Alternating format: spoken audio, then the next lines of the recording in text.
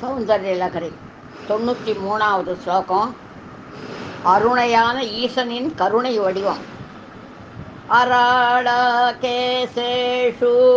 பிரகதி சரசா மந்தஹசிதே சிரீஷாபாதித்தே திருஷதுபுலதோபாகுச்சதடே பிருஷம் தன்வி மத்யே மிருதுருரசிஜாரோஷஹ விஷயே.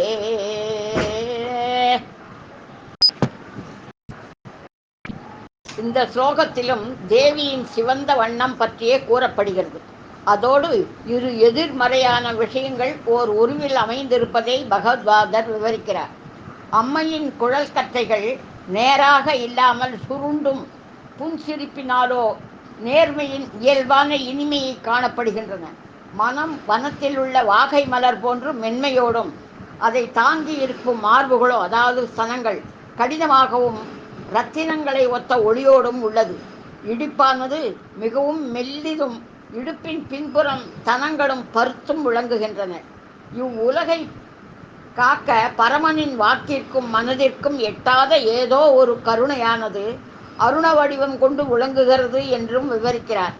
இவ்வாறு ஈசனின் கருணை வடிவே சக்தியாகி உலகை காப்பதாக தியானிப்பவர்கள் ஒப்பற்று மேன்மையோடு வாழ்வர். இதற்கேற்ற அபிராமி அந்தாதி பாடல் 42வது.